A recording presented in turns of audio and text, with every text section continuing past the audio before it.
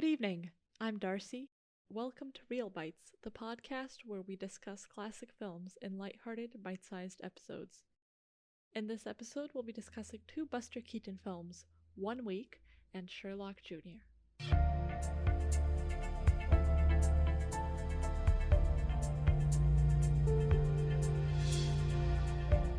Sherlock Jr. is about this man, played by Buster Keaton, who works at a movie theater, and he's into mystery novels, so he's always reading some kind of mystery novel. A rival accuses him of stealing his girlfriend's father's watch, and then he has to solve the mystery a bit about 1 week. So this is the film about the couple who are building their house out of a box, but the boxes get sabotaged by a rival who mixes up the numbers and the order of the instructions.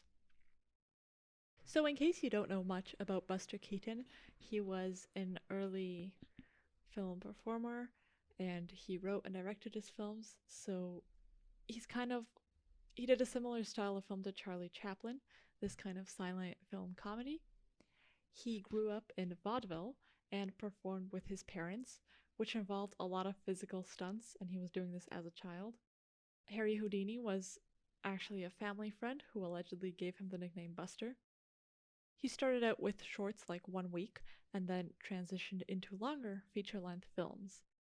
He was known as the Great Stone Face for his deadpan expression, and he did his own stunts, which is pretty insane considering the things he does.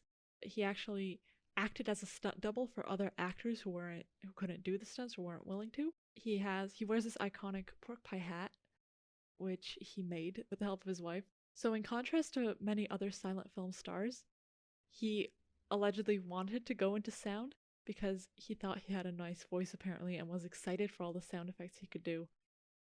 And when people think of Buster Keaton and this style of filmmaking, they obviously think of Charlie Chaplin, who is arguably more well known. And the difference is that Charlie Chaplin focused more on social satire and used editing more heavily to accentuate the story.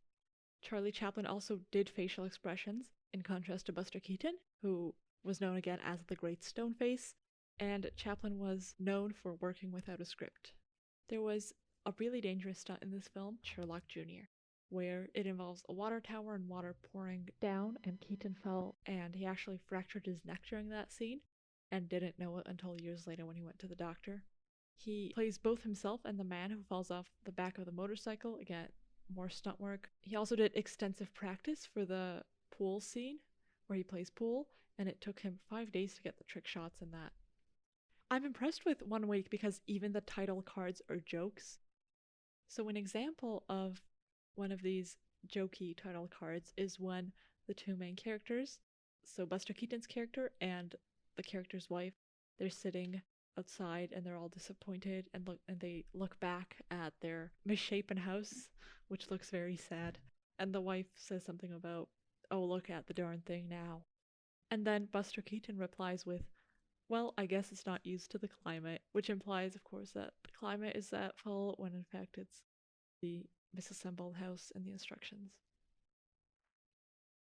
It's one of the highest grossing films of 1920.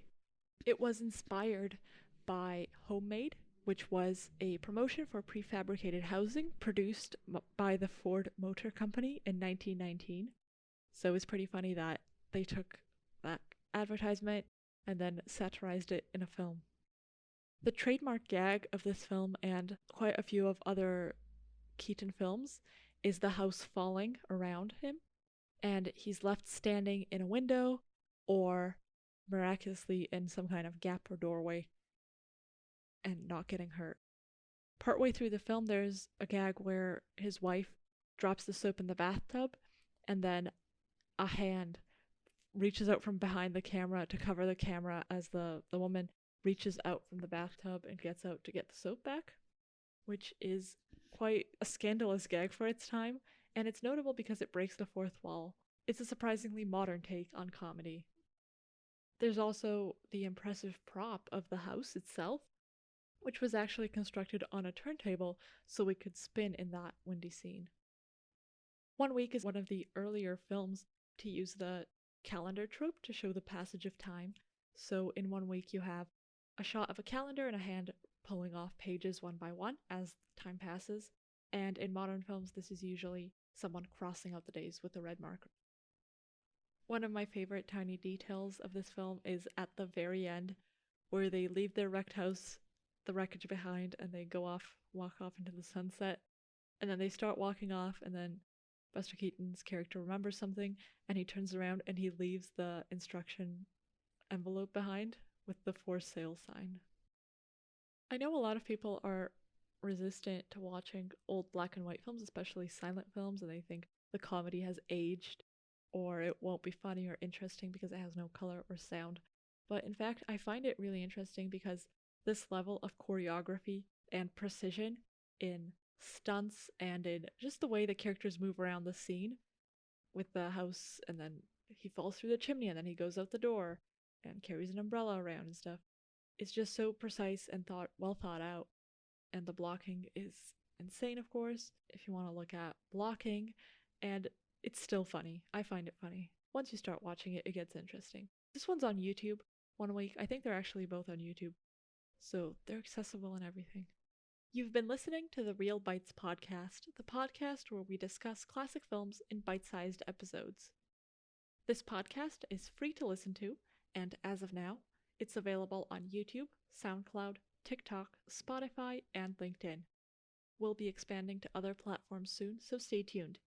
You can find all the links at realbites.card.co, which is spelled REELBITES.CARRD.co. Thank you for listening.